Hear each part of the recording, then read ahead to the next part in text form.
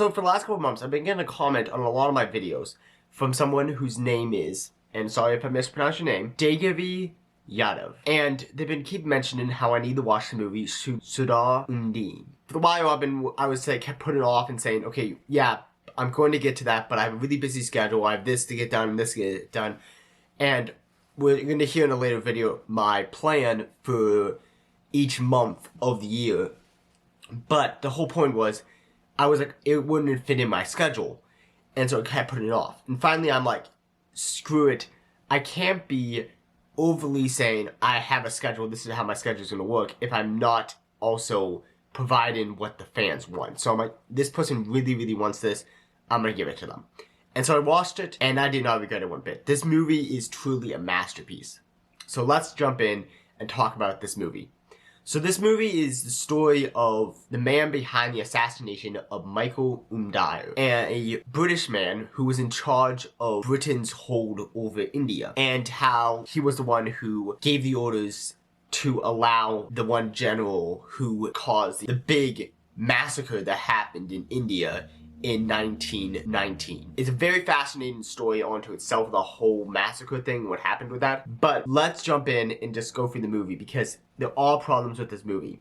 And that really comes from the first half of it. In my opinion, when I started watching this movie, the credits went on forever. There was so many opening credits stuff, and this is not just something I'm like, oh, I don't like opening credits. I think it's a really weird thing they do nowadays where they push most of the credits off to the end, because in one way, they're trying to get people more invested in the movie, and having credits at the beginning is not going to help with that. But in the same way, it's sometimes good to give the people their credit. But the point is, there's so many studios involved with this. This is an Amazon film, but there's so many studios involved with this that it was 5 minutes straight of this studio, and this studio, and this studio, and this studio. I'm like, wow, this is a lot of studios. So it's kind of a problem, but also kind of just, I found it funny how many studios was mentioned in the opening, and I'm like, okay, when is the movie going to get started? And we're going to get over this whole thing of all these studios. Next thing that actually was more of a problem is I found the opening of this movie to be kind of dry and kind of boring. It kind of just slowly moved.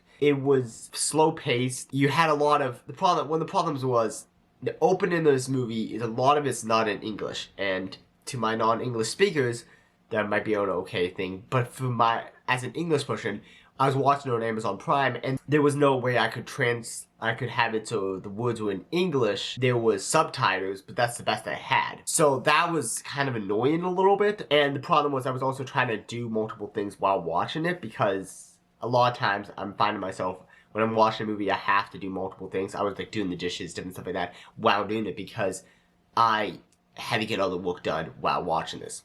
But so it made it kind of annoying, because I could only half pay attention to my work, because I kept having to pay attention really closely to the screen so I could read what it was saying, so I could follow the movie.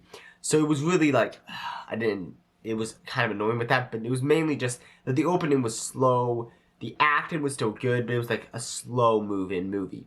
And then the assassination happened. And the moment the assassination happened, the rest of the movie went by super fast, no matter whether it was in English or not. There was 2 hours left of this movie, and it felt like it went by super, super fast, because once they were investigating who this man is, and they were investigating, why did you do this and all this stuff, it was flashback, flashback, flashback, all this stuff. And it wasn't it was a super, fast-paced, how, for those who've been following this channel for a while know, I'm not the biggest fan of just super fast-paced, get over. It was slow enough pace, but it felt like it was all necessary, and I felt like I was drawn into the story now, and everything felt like it was going by at a good pace without being too fast and too slow. So I really liked that. And then the last hour of this movie was insane. This movie, the last half hour was a crazy. I was not expecting this. The first 2 hours of the movie reminded me kind of The Crown and something like that. The last half hour of the movie was flat out Hacksaw Ridge movie. It was gruesome. I was for the first 2 hours, I'm like, okay, I don't see why this movie is rated R. There's nothing in this movie so far that makes it rated R.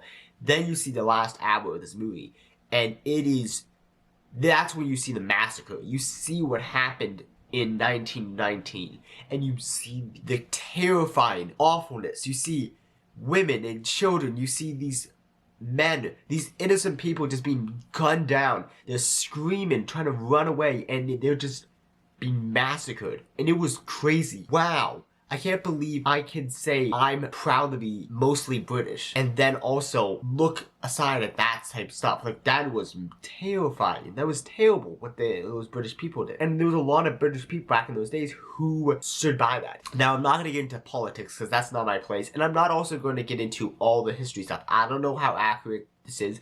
I know it's accurate with the whole thing that happened with that massacre. For the most part, I'm not going to get into every little history detail because I don't know how accurate this is. This is telling it from one side of the story. If a British person told the story and told it from their side and put Sardar Udham as the villain of the story and really showed how he's like Michael Umdire was a good person and really was a person who wanted to help people, and this terrible Indian came in and assassinated him, then it could be a completely different movie. Now, because this was telling it from the story of Sardar Udham, so it was saying his side.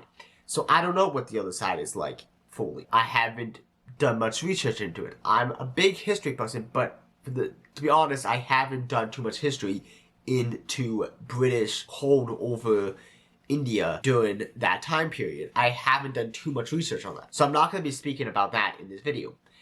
But as it goes, this movie is incredible with its touchingness of, wow, this wrong that was done to these Indian people. And this man who, in his mind, was a martyr for his people, who took down this man who was a brutal guy who knew full well that the general he was putting on this was going to create this massacre, and he was okay with it. And really what pushes Sardar over the edge was when Michael mentioned that he supported it. Based off of the movie, you're supposed to support Sardar Udham about this because he seems like he's in the right. And so I think they did a really good job with that.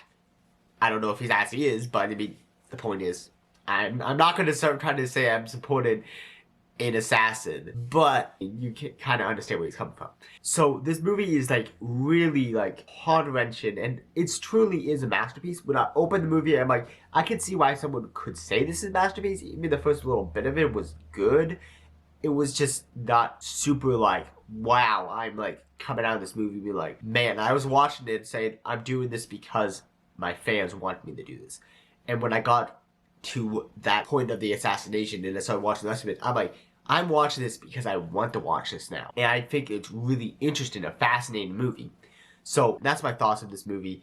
I really like the characters. The acting is really good in this movie.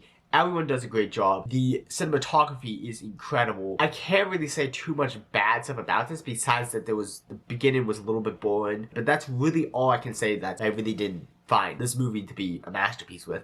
Yeah.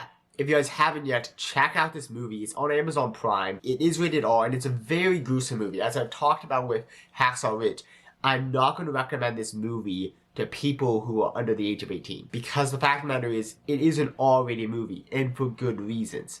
It's gruesome, it's terrifying, but it's powerful. So guys, tell me if you've seen this movie before. Tell me your thoughts below. I really want to hear what you guys have to say about this because I found this movie really good, and I hope that you guys found it to be quite enjoyable too. Thank you guys for watching. If you guys haven't yet, please subscribe. This has been the Movie Night Reviewer, Peter Ware, signing off.